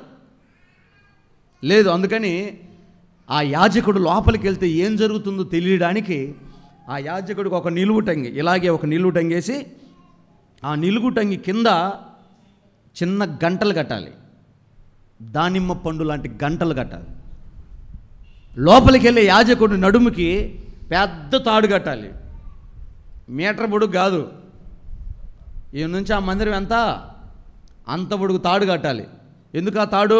నడుముకు బిర్రు కట్టుకొని వెళ్ళి లోపల గడ్డ గడ్డ గడ్డ ఉనుకుతా స్తోత్రం స్తోత్రం స్తోత్రం స్తోత్రం అయ్యా అని తిరుగుతూ ఉంటాడు. మందిరం ఆ మందసం చుట్టూ తిరుగుతా ఆ రక్తాన్ని ప్రోక్షిస్తుంటాడు. ఇశ్రాయేలు పాప క్షమాపణ నిమిత్తం మందసం దగ్గర ప్రోక్షిస్తున్నప్పుడు బయట వాళ్ళు అంటే జాగ్రత్తగా ఉంటారు. అది తిరుగుతున్నప్పుడు గడగడ గడగడ గంటల సౌండ్ వినపడుతుంటుంది. ఆయన బతికే ఉన్నాడరా, ఎందుకంటే లోపల కనపడదు. ఇంత మందం తెర, ఈ చెక్క అంత మందం తెర అడ్డుగా ఉంటుంది, చాలా మందం ఉంటుంది. అది కోసినా కూడా తెగని తెర, తెర చినిగిపోయిందంటారు కదా. ఎంత మందం ఉంటుంది అనుకున్నావు? కనీసం చెప్పాలంటే 6 ఇంచుల మందం అనుకోండి. ఆ తెర 6 ఇంచుల మందం ఉంటుంది, లోపల కనపడదు, వినపడదు. ఈ గంటల శబ్దం వినాలి. ఎప్పుడైతే ఒకవేళ ఈ పాపం ఉందనికి యాజకుల్లో అక్కడే పడి చస్తాడు, 2 నిమిషాలు చూస్తారు, శబ్దం రాలేదనుకో లోపలికి ఎవరు వెళ్ళకూడదు. ఆ బయట కట్టిన తాడు పట్టుకొని జాగ్రత్తగా లాగుతారు బయటికి, చచ్చాడు రాని పడేస్తారు. ఇంకా అలాంటి పవిత్రమైన ఆ స్థలంలోకి ఎవరు పడితే వాళ్ళు, ఎలా పడితే వాళ్ళు వెళ్ళకూడదు. సంవత్సరానికి ఒక్కసారే ప్రధాన యాజకుడు రక్తాన్ని చేతబట్టుకొని తను పరిశుద్ధపరుచుకొని పరిపూర్ణమైన ఆ నమ్మకం ఆ ప్రధాన యాజకుడికి కలిగిన తర్వాత అప్పుడు లోపలికి వెళ్ళాలి. దేవుని సన్నిధిలో ఇశ్రాయేలుల పాపక్షమాపణ నిమిత్తం రక్తాన్ని ప్రోక్షించి దేవుని కరుణ కటాక్షములు ఇశ్రాయేలు కొరకు యాజకుడు తీసుకొని బయటికి రావాలి. అతను బయటకు వచ్చాడు అంటే అర్థం దేవుడు క్షమించాడు అని అర్థం. ఇది క్రమం, ఇది దేవుడు మనకిచ్చిన ఉపదేశ క్రమం.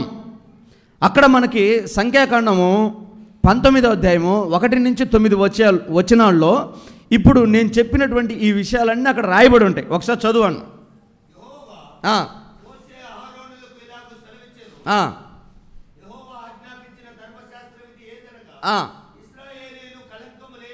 ఇశ్రాయేలీలు కలంకము లేనిది, మచ్చలేనిది, ఎప్పుడు కాడి మోయనిది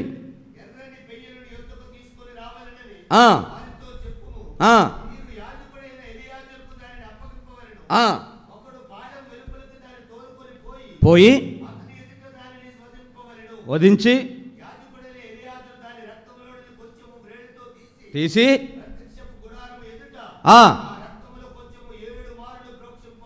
చాలండి అమ్మా. ఒక ఎర్రని పెయ్య, దాని వెంట్రుకలోనైనా మార్పు ఉండకూడదు. అలాంటిది మచ్చ, మడత, కలంకము, డాగు లేని దానిని తీసుకొని పరీక్షించి వధించి ఆ రక్తంలో 7 మార్లు, మరల ఇక్కడ 7 అనే సంఖ్య కనపడుతుంది. ఇలాంటి 7 చాలా కనపడతాయి. చెప్తున్నా 7 మీటర్లు ఎందుకు వేసామో, 7 మార్లు ఎందుకు ప్రోక్షించాలంటే ఇక చాలు, 7లో సంపూర్ణత ఉంది. 7 మార్లు ప్రోక్షించాలి పాపక్షమాపణ నిమిత్తం. అప్పుడు ఇశ్రాయేలీల పాపం పరిపూర్ణమై సంపూర్ణమైన భక్తి గలవారుగా, సంపూర్ణ క్షమాపణ గలవారుగా మారుతారు. ఇప్పుడు మన జీవితంలో ఆ అనుభవం రావాలి అంటే మనమే ఆ ఎర్రని పెయ్యగా మారాలి. జట్టుకెళ్ళు చెప్పండి. మనం ఎవరుగా మారాలి? ఎర్రని పెయ్యగా మారాలి. ఇప్పుడు మనల్ని పరీక్షించాలి. ఏం పరీక్షించాలి? మనలో ఏం ఉండకూడదంట?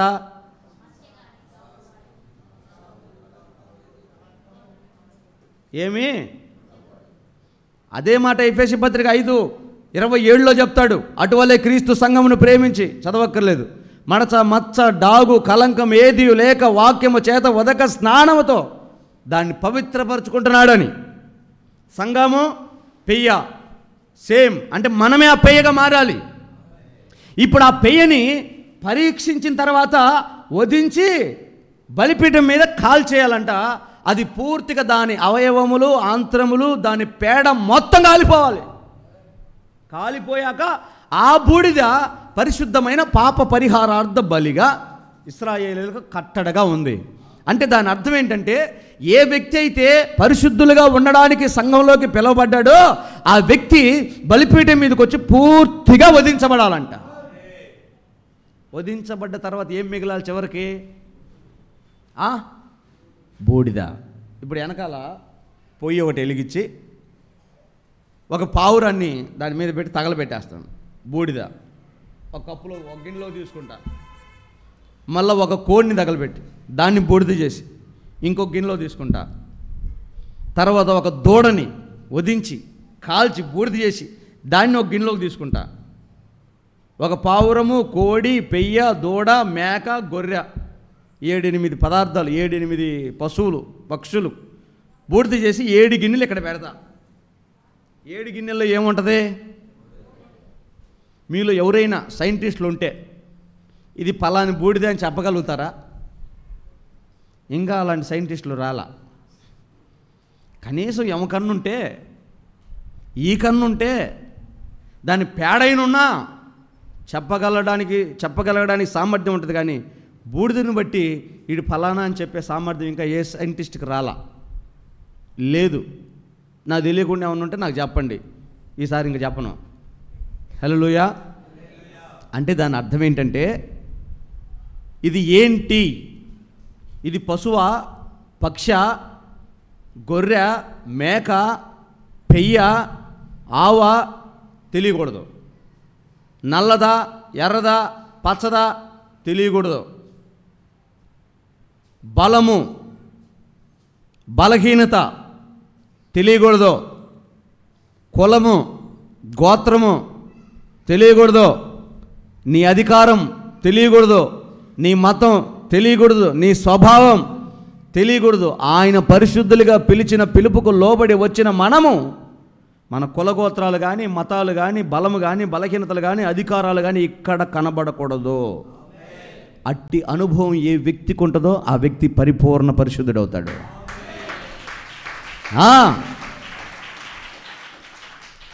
అవిగా మన మధ్యలో ఎంఆర్ఓ గారు వచ్చారు, ముందుకు వస్తారు. కొట్టండి, కొట్టరా? ఇప్పుడే మన మధ్యలోకి ఎమ్మెల్యే గారు వచ్చారు, పోతారా? పరలోకం పోతారా? ఒక అధికారి రాకూడదు, ఒక రాజకీయ నాయకుడు రాకూడదు, ఒక ఉన్నతమైన వ్యక్తి రాకూడదు. మన మధ్యలోకి రెడ్డి గారు వచ్చారు, మన మధ్యలోకి తోకోడు వచ్చాడు అనాలి. ఏంటి ఎన్ని? అమ్మ మీరెవరు కులాన్ని బట్టి నేను కించపరచట్లేదు, దయచేసి నన్ను అట్లా అనుకోవద్దు, చెప్తున్నా మీకు అర్థమవుడా అని చెప్తున్నా. ఆ పెయిన్ అలాగే వధించింది. ఆ బూడిద తెలుస్తుందా దేందో? చచ్చిపోయినోడి బూడిద వాడి కులాన్ని చెప్తుందా, మతాన్ని చెప్తుందా, స్వభావాన్ని చెప్తుందా, వాడి గర్వాన్ని చెప్తుందా, వాడి డబ్బును, అధికారాన్ని, మతాన్ని, పేరును చెప్పగలుగుతుందా బూడిద? చెప్పలేదు కదా. మరి అలాంటి అనుభవము కలిగినది ఆ పశువు యొక్క రక్తం అతి పరిశుద్ధ స్థలంలోకి వెళ్ళాలి. అప్పుడు క్రీస్తు కలిగిన, దేవుడికి కలిగిన సంపూర్ణత ఇశ్రాయేలీలు కూడా వస్తుంది. ఆమేన్. సేవకుడికైనా విశ్వాసికైనా ఈ అనుభవం చాలా ప్రాముఖ్యమైన యేసునామములో. హల్లెలూయా.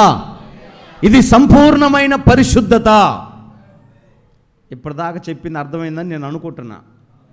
హల్లెలూయా. ఒక్క మాట చెప్పి ముగించమంటారా? అసలు సంపూర్ణమైన ఆ అనుభవంలోకి మనం ఎట్లా వస్తామయ్యా అంటే, యాకోబు పత్రికలో అంటాడు సంపూర్ణమైన భక్తి ఏదనగా చెప్తాడు. కానీ దానికంటే చాలా ప్రాముఖ్యమైన మాట తిమోతికి రాసిన మొదటి పత్రిక 2వ అధ్యాయము 1వ వచనం చదువుదాం.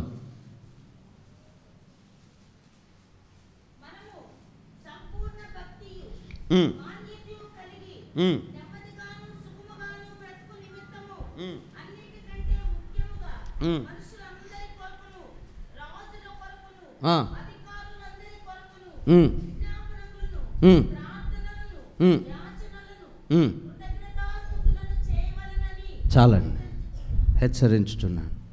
మనము సంపూర్ణమైన భక్తి చేయాలని అనుకుంటే ఆ భక్తి యొక్క ఉద్దేశం ఎలా నెరవేరాలి అంటే, మనుషుల కొరకు, రాజుల కొరకు, అధికారుల కొరకు ప్రార్థన, విజ్ఞాపన, యాచన, కృతజ్ఞతాస్తుతులు చెల్లించవలనని మిమ్మల్ని హెచ్చరించుచున్నాను అన్నాడు.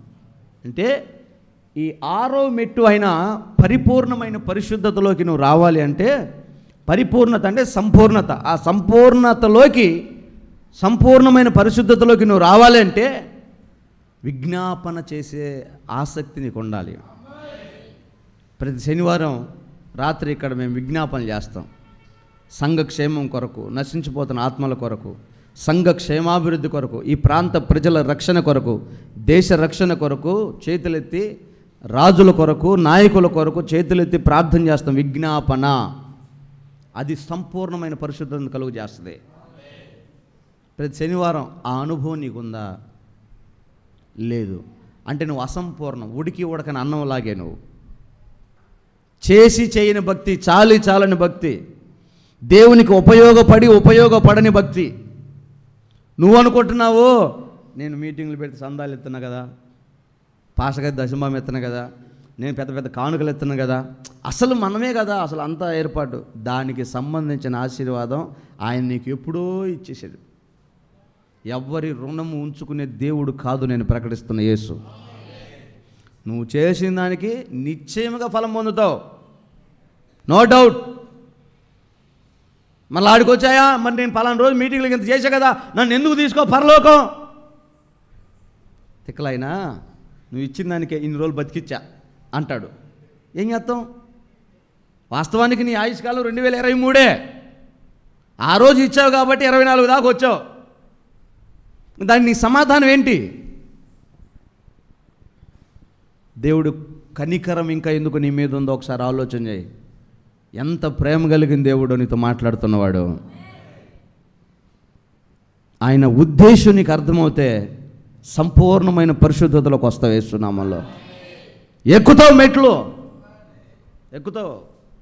మా అత్త కాముండేది, మొక్కుబడి చేసే దేవుడికి సంవత్సరం మొక్కుబడే. పోయాము ఒక్కటి పోదు, ఫ్యామిలీ మొత్తాన్ని ముట్టకట్టి, రే అన్నా, ఎవరు ఒరే అన్నా నేను పోతున్నారా, నువ్వు రావా, నువ్వు లేకుండా నేను అడ్డపోయేది. సరే చెల్లెమ్మ పద నేను కూడా వస్తా. ఆ మొక్కుబడి ఏంటంటే ఎన్ని మెట్లెక్కినా ఆడకనమాట. ఇప్పుడు నేనేమో మన వీడంతా వీడికంటే కొంచెం చెడుగా ఉంటా. ఒకే ఒక అన్న మా అత్తకి, ఒకే ఒక కొడుకు నేను. ఇక నేను ఎక్కలేను కదా, ఎత్తుకుంటుంది. మొదట 4 మెట్లు గోవిందా గోవిందా గోవిందా, 10 ఎక్కినాక గోవిందా గోవిందా, ఏంది అంత ఇందాకే తేడా పలికావు, ఆయాసం అంత ఆగరా.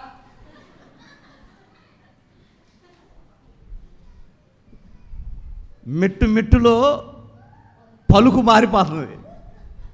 ఏందమ్మా ఆయాసం వస్తుంది, కానీ పలకటం మారినా, నడవటంలో బలహీనత వచ్చిన ఆ పిచ్చి తల్లి మోకాళ్ళ మీదే నెక్కేది. నేను చెప్తున్నా, వాటి వలన 10 పైసలు ఉపయోగం లేదు. కానీ ఈ 7 మెట్లు కనుక నువ్వు ఎక్కగలిగితే నీ తరములకు ఆశీర్వాదం. అదే నీకు కాదు, నీకు పుట్టబోయే వారి సంతానానికి ఆశీర్వాదం, పరిపూర్ణమైన ఆశీర్వాదం ఇదే. దమ్ముంటే ఈ మెట్లు ఎక్కువ. గుణదల మెట్లు ఎవడు ఎక్కమన్నాడు? సాగర్ మెట్లు ఎవడు ఎక్కమన్నాడు? ఎవరు ఎక్కమన్నారమ్మా? ఆయన ఏమన్నా కొండ మీద కూర్చున్నాడా? మనిషి గుండెల్లోకి వచ్చి కూర్చున్నవాడు ఆయన. కొలువైన దేవుడు ఆయన, హృదయంలో నివాసం ఉండే దేవుడు. కొండల మీద, గుట్ల మీద, చెట్ల మీద, రాళ్ల మీద, నీళ్ళలో ఉండేవాడు కాదు. నేను ప్రకటిస్తున్న యేసు మానవుని హృదయ అంతరంగాలలో కూర్చున్నవాడు. ఆయనకు కావాల్సిన నీ సంపూర్ణత ఆయనకి ఇవ్వగలిగితే నువ్వు ఆయన ఎదుట అప్పుడు పౌలు గారు అంటారు కదా, ఇప్పుడు కొంచెం మట్టుకే ఎరిగి ఉన్నాం కానీ అప్పుడు ముఖాముఖిగా అద్దంలో చూసినటువంటిదంట యేసు రక్తమే జయం. హల్లెలూయా. ఇక దేవదూతలు అందరూ వస్తారు పరలోకంలో. యేసయ్యని ఆరాధించాలి కదా, టైం అయిపోద్ది. వాటి కూడా హలో, మీకు తెలియని సంగతి ఏంటంటే పరలోకం అనగానే పూల చెట్లు, పూల మొక్కలు, ఈ మట్టి బుద్ధి పోయించుకోండి. అదొక మహిమ గల పట్టణం, రాజ్యం అది. ఇక్కడ ఎలాగో పరలోకంలో ఎలాగో భూలోకంలో అలాగే. అక్కడ కూడా గంట కొడతాడు భోజనానికి. తెలుసా? నీకెట తెలుసు పాస్టర్ గారు? ఇశ్రాయేలీలు కనాన్లోకి వచ్చినప్పుడు యేసయ్య వాళ్ళకు ఒక ఆహారం పెట్టాడు. ఏం ఆహారం అది? మన్నా. దాని పేరు చెప్తాడు, దేవదూతల ఆహారము. అంటే దేవదూతలకి భోజనం చేసే ఉందా లేదా? ఆ టైమింగ్ ఉందా లేదా? మరి పరలోకంలో మనం అందరం క్రీస్తు పోలిక, క్రీస్తు స్వరూపంలోకి వెళ్ళి అద్దంలో చూస్తే యేసు ప్రభు కనపడేటట్టు వెళ్ళిపోతాం. భోజనానికి వెళ్తాయి దేవదూతలు, అందరు భోజనానికి వెళ్తారు, తిని అనుకుంటూ వస్తుంటారు. ఈలోపు నా బోటోడు వస్తాడు బయటికి. ఈ దేవదూతలు అమ్మ యేసయ్య బయటకు వచ్చాడని నాకు నమస్కారం పెడుతుంటాయి. పరిశుద్ధుడు పరిశుద్ధుడు పరిశుద్ధుడు రెక్కలు కప్పుకొని. అర్థం కాదు వాటికి. ఏయ్ నీకు అర్థం కావట్లేదా? ఏందా నువ్వు కూడా యేసు ప్రభులాగే ఉన్నావయ్యా? అదే నువ్వు వచ్చినావు అనుకో, కర్రోడా ఎడకూడదు తగలబెట్టా. అలాంటి అసంపూర్ణమైనవి పరలోకంలో కనపడకూడదు. పరలోకంలో అన్నీ సంపూర్ణమే, సంపూర్ణమే. అసంపూర్ణమైన వారు రారు. ఇప్పుడు కడుపులో పేగు పుచ్చిపోయిందండి, ఆపరేషన్ చేయాలి. జానుడు పేగు పాడైపోయింది. సగం పేగు తీసేసి ఈ సగం తర్వాత ఇద్దాం ఇంకోసారి కుట్లయితే ఎట్టుంటుంది? బాగుంటుందా? మరి భక్తి చేస్తే అంటే మీకు అర్థమవుతాని చెప్తున్నా, ఏదైనా సంపూర్ణంగా చేయండి, సంపూర్ణంగా ఇవ్వండి. 10 రూపాయలు దేవుడికి ఇవ్వాల్సింది 7 రూపాయలు ఇచ్చి ఈ 3 రూపాయలు, ఆ 3 రూపాయలు తిందుకురా, 97 ఉన్నాయి కదా, ఆ 3 రూపాయలు తేమంది. అసంపూర్ణం చేయొద్దు. ప్రార్థన చేస్తున్నారా, భక్తి చేస్తున్నారా, ఆరాధనకు వస్తున్నారా, 10 గంటలకే రండి. 11 గంటలకు ఎందుకు? ఆ గంట ఏం చేస్తావు? ఆ గంట ఏం చేస్తావు? మందిరం జిమ్ముతున్నారు, 2 జిమ్ముతున్నారు మందిరం. ఆ పక్క ఒక ఆమె, ఈ పక్క ఒక ఆమె జిమ్ముతుంది లేని చిన్నగా. ఏమి 2 ఎక్కువ ఎత్తి ఏమైందంట? అసంపూర్ణమైన పరిచర్య. 2 బకెట్లు ఎక్కువ కొట్టరాదు నీళ్ళు పెసాదనా? పొద్దున కొట్టారు, బాగా కొట్టారులే, మిమ్మల్ని ఊరికి చెప్తున్నా. నాకు తెలిసి వాళ్ళు చేసినట్టుగా బయట పరిచర్య అన్ని ముఠాలో చేయలే. ఈ ముఠా మాత్రం బ్రహ్మాండమైన పరిచర్య చేస్తుంది. మరి ఈ పక్క ఎట్ట చేస్తున్నారు నాకు తెలియదు, కానీ ఆ పక్క మాత్రం నాకు కనపడుతుంది కాబట్టి చెప్తున్నా, శ్రేష్టమైన పరిచర్య చేస్తున్నారు. మంచిది. ఇంకా పరిచర్య చేసే వాళ్ళు చాలామంది రాలేదని వింటున్నా. పరిచర్యలో పేర్లు ఇచ్చి రాలేదని మీ పేర్లు కొట్టివేయబడతాయి. ఇందులో సచ్చు లేదు. హలో, ఊరికి పేర్లు ఇచ్చిన, తాంబూలాలు ఇచ్చిన, తన్నుకు సావండి అన్నట్టు కాదమ్మా మన పరిచర్య. జీవగ్రంథంలో నా పేరు కొట్టివేయబడకుండా సదాకాలం ఉంచు అంటాడు. నీ పేరు కొట్టివేయబడకుండా చూసుకో. పరిచర్యలు పేరు ఇచ్చావు ఎందుకు? జనాభా లెక్కలుగా? నమ్మకంగా చేస్తేనే నీ పేరు ఉంటుంది, లేదా నీ ఐడి కార్డు చినిగిపోద్ది. అవసరం లేదు. బాధ్యత లేని, నమ్మకత్వం లేని విశ్వాసం నాకు అక్కర్లేదు, నా ప్రభువుకి అసలు అక్కర్లేదు. నమ్మకస్తుడివైతే, యథార్థంగా ఉంటే భక్తి చేయి. నేను మీకు ఎందుకు ఇంత కఠినంగా చెప్తున్నానంటే, మీరు సంపూర్ణులుగా మారాలి యేసునామంలో. నా ప్రభు ఎదుట నిలబడి ఆ బహుమానం పొందాలి, అది నా ఆశ. అంతే. దానికోసం నన్ను ఏం చేయమంటారు చెప్పండి? ఏమైంది చేస్తా. నా కిడ్నీ ఒకటి ఇస్తే పాస్టర్ గారు మేము అంత భక్తి చేస్తామంటే రేపే ఇస్తా. మీరు భక్తి చేయటమే నాకు కావాలి, యేసు రక్తం ఇచ్చే. హల్లెలూయా. ఎందుకంటే ఆ నరక యాతన మీ వలన కాదు అమ్మా. నరకము తప్పించుకోవటం మీ వలన కాదు, తప్పించగలిగిన వాడు ఆయనే. నా మాట వినండి. ఈడ నాకు కొన్ని తెగించి కఠినంగా మాట్లాడాలని ఉంది, కానీ ఈ లైవ్లో వినేవాళ్ళు ఏమైనా చండాలంగా అనుకుంటారేమో నన్ను అని బాధేస్తుంది. కానీ మీకు శరీరంలో కోరికలు పడితే ఉపవాసాలను ప్రార్థన చేయండి, అంతేగాని కొవ్వు పట్టిన శాస్త్రాలు చేయమాకండి. దానివలన మా మామ ఒక ఆయన ఉన్నాడు, ఆయన కూడా పాస్టరే. నాకు చాలామంది మామూలు ఉన్నారులే, పెద్ద పాస్టర్, మామూలు పెద్ద పాస్టర్ కాదు. ఎందుకంటే లైవ్ చూస్తే మళ్ళీ తేడా పడుతుంది.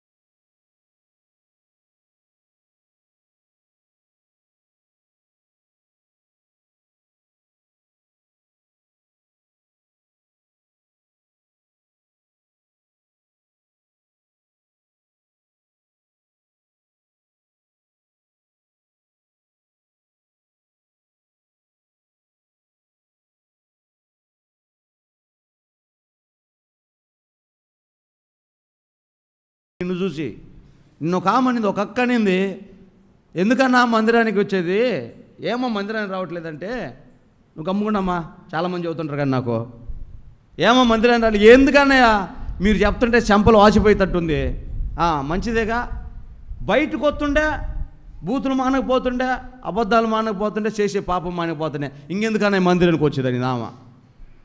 అది ఒక అమాయకమైన మాట. చెడిపోయేవాడిని చూసి నువ్వెందుకమ్మ చెడిపోతావు, బాగుపడే వాళ్ళు ఉన్నారుగా, వాళ్ళని చూసి బాగుపడరాదా అని చెప్పా. సరే నన్ను చూడరాదా, నన్ను కూడా దేవుని చూడు.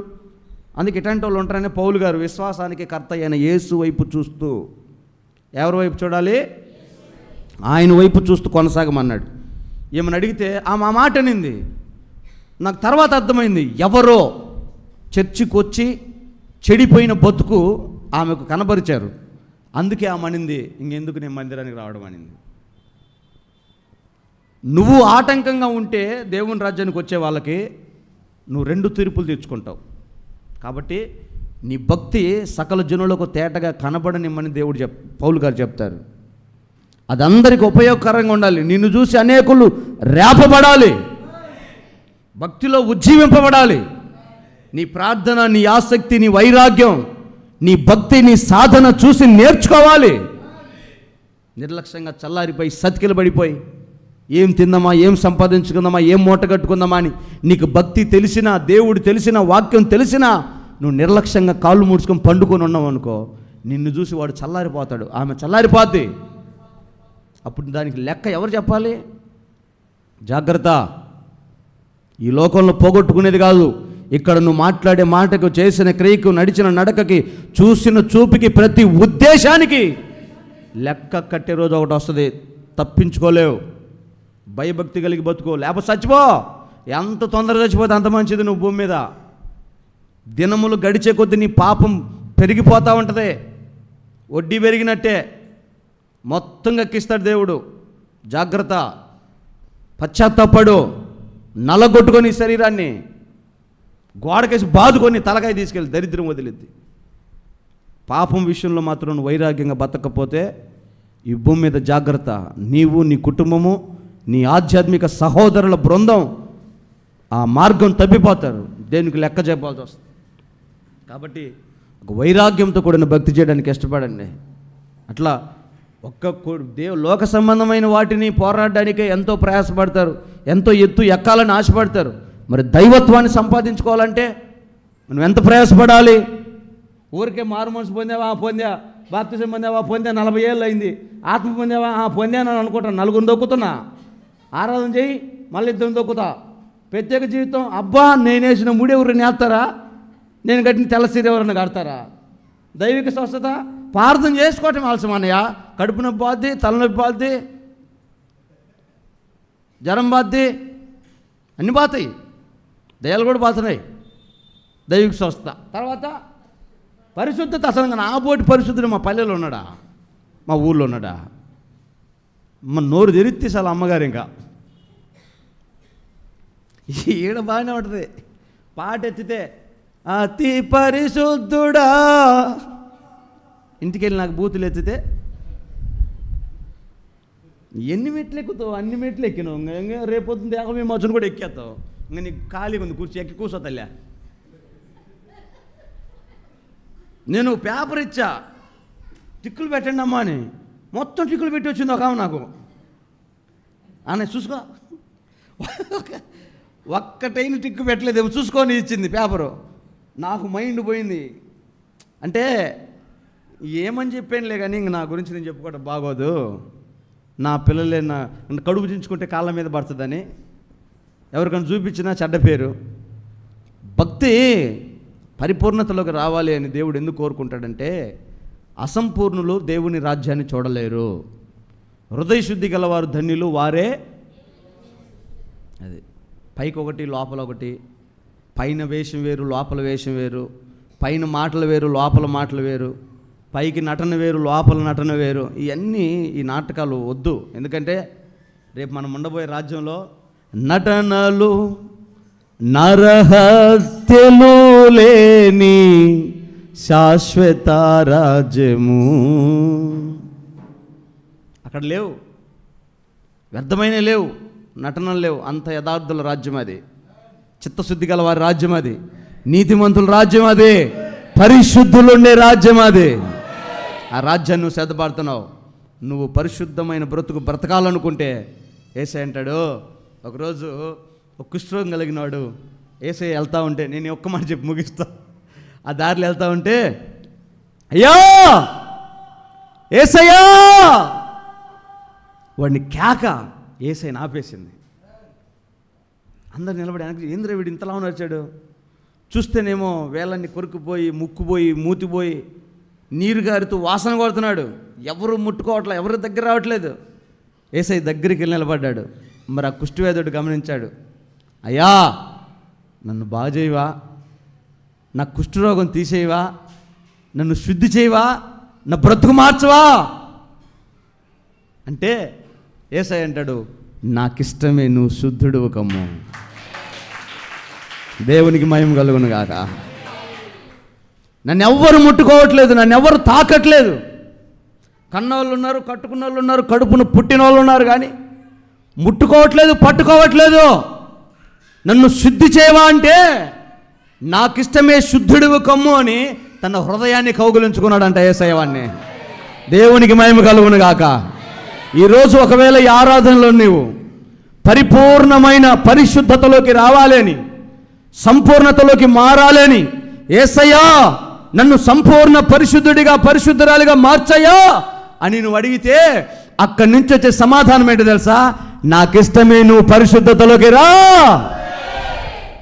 ఆయన చెప్పే మాట అదే, ఆయన పిలిచే పిలుపు, పలికే పలుకు అదే, నాకిష్టమే. ఎన్ని తీర్మానాలు చేస్తావు, ఎంత ప్రయాసపడతావు? పరిశుద్ధమైన జీవితంలోకి రా. ఈ లోకము, లోక నటన అంటకుండా, లోక మాలిన్యం అంటకుండా నా వల్లే బ్రతకడానికి ప్రయత్నం చేయంటాడు యేసయ్య. ఆయనలాగా బ్రతికితే ఇల్లు లేదు, వాకిల్ లేదు, బ్యాంకు లేదు, బ్యాలెన్స్ లేదు, ఏమీ లేదు, కానీ 24/7 హ్యాపీ. ఒకవేళ ఆయన దుఃఖపడితే నశించిపోతున్నా, పాడైపోతున్నా, అల్లాడిపోతున్న వారిని చూసే బాధపడ్డాడు, కానీ నాకు లేదు అని బాధపడిన రోజు యేసయ్య జీవితంలో లేదు అసలు. నువ్వు కూడా యేసయ్యలాగా మారితే నీకు బాధ ఉంటుందా? వేదన ఉంటుందా? సమస్యలు ఉంటాయా? అది కదా చెప్తుంది. వారం మరలా చెప్పమంటావా? మళ్ళా మొదలు చెప్పమంటావా? చెడుగా చెప్పడానికి, చెడును నీకు గుండెల్లో నూరిపోయడానికి, చెడు మార్గంలో నడవడానికి నీకు ఏదైనా ప్రేరణ కలుగు చేస్తే ఇసిరి కొట్టు, దావడ బగిలేతట్టు. ఇట్లాంటి మాటలు మాట్లాడమాక. ఒక్క మాటను నా దయ్యం అంతటి వెళ్ళిపోద్ది నీ దగ్గర నుంచి. ఆ దయ్యాన్ని దగ్గర కూర్చోబెట్టుకొని కుర్చీ వేసి చెప్పు అన్నావు అనుకో, అది ముక్కు పట్టుకొని పోసిద్ది లోపల. మింగ పిల్లోడికి పోతావే అట్ట పోసిద్ది. లోపలికి వెళ్ళినాక ఏమైంది? ఇంకా నువ్వు చంద్రముఖిలాగా మారిపోతావు. తర్వాత నీ ఇష్టం. ఈ లోకం మట్టుకైతే చెప్పో, షాటో, చీపిరో సరిపోద్ది. పరలోకంలో యేసయ్య అన్ని ట్రీట్మెంట్లు చేయడు, ఒక్కటే తన్ను రగులుతున్న అగ్నిలో పడిపోతావు. అక్కడి నుంచి నేను చేయబట్టుకుని లాగ్గలిగినోడు ఎవ్వరు లేడు. భూమి మీద నీ చిత్తం నెరవేర్చుకుంటావో, యేసయ్య చిత్తాన్ని చేసి 4 ఆత్మలు సంపాదించి బలా నమ్మకమైన దాసుడాని ఆయన ఎదుటి నిలబడతావో నీ చేతుల్లోనే ఉంది. 6వ మెట్టు సంపూర్ణత. ఏంటి సంపూర్ణత? ఆయనకు కలిగిన సర్వ సంపూర్ణతలోకి నువ్వు రావాలి. కాబట్టి ఇప్పుడు కనపడే అన్నీ పరిపూర్ణమైనయే, మంచియే, కానీ చాలా మంచిది వచ్చినప్పుడు మంచిదేమైద్ది? నిరర్థకమవుద్ది. మా వాడు మంచోడు, మా పెద్దోడు చాలా మంచోడు, వీళ్ళిద్దరు ఎవరు గొప్ప? చాలా మంచోడు గొప్ప. ఆ పరిచర్య గొప్పదే, ఆ దైవజనుడు గొప్పడే, ఆ సేవ గొప్పదే, కానీ చాలా మంచి సేవ వచ్చినప్పుడు ఆ మంచి సేవ దీని ముందు ఏమవుద్ది? తగ్గిపోయిద్ది. కాబట్టి నేను ఎవరిని తక్కువ చేయట్లేదు, కానీ మనకిచ్చిన ఈ పరిచర్య, ఈ అనుభవం పరిపూర్ణంగా మారి మన సంఘమంతా దేవుని ఎదుటి నిలబడును గాక. నా ఆశ ఏంటంటే ఆయన మన సంఘాన్ని వేరినప్పుడు మొత్తం తీసి పక్కన పెట్టాడు అనుకో, నాకేముంది చెప్ప? ఇంత సేవ చేసి, ఇంత ప్రయాసపడి, ఆకలి దప్పులు మాని, నడుమును పొత్తున్న పరిచర్య చేసి పరిగెత్తుకుంటూ తిరిగి రేపొద్దున మొత్తాన్ని ఈడి పనికిరాడు, ఏం పనికిరాదని మొత్తాన్ని పక్కనేసాడు అనుకో, ఇంకా నేను ఉసురుమని చూడాలి. ప్రభా, మరి ఇప్పుడు దాకా వీళ్ళందరూ పనికొచ్చాలనుకున్నా కదా నేను. వీళ్ళందరూ పనికొచ్చేలే మొత్తం పరలోకం వస్తారు అనుకున్నాను కదయ్యా అని నేను తలదించుకుంటా, సరైన పనివాడిని కాక. అందుకని కొంచెం కఠినమైన బాధేసిన నా మాటలు ఎవరు నొచ్చుకోకుండా దేవుని తీర్మానం చేసుకొని ఆయన సంపూర్ణత, ఆయన సర్వ సంపూర్ణతలోకి మీరు మారునట్లుగా మచ్చ, మడత, కలంకము, డాగు ఏదైనా ఉంటే వాక్యములో ఉదక స్నానము చేయబడి పరిపూర్ణమైన పరిశుద్ధతలోకి రావడానికి ఒక తీర్మానం చేసుకుందాం. అందరూ అలాగే తలలు వంచి కళ్ళు మూసుకోండి.